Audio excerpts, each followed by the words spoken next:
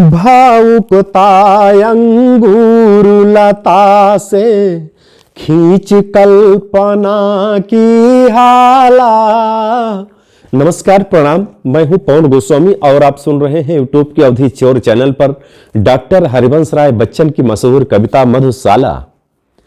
भावुकता अंगूर लता से खींच कल्पना की हाला, कभी साकी बन कर आया है भर कर कविता का प्याला, भर कर कविता का प्याला।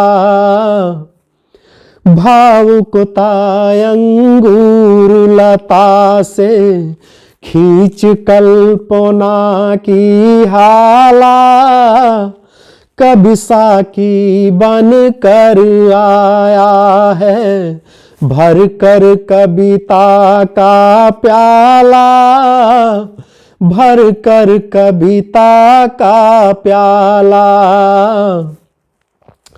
कभी न कण भर खाली होगा, लाख पिए 2 लाख पिए, पाठक गण है पीने वाले, पुस्तक मेरी मधुशाला, पुस्तक मेरी मधुशाला। कभी न कण भर खाली होगा, लाख पिए 2 लाख पिए, पाठक गण है पीने वाले, पुस्तक मेरी मधुशाला, पुस्तक मेरी मधुशाला।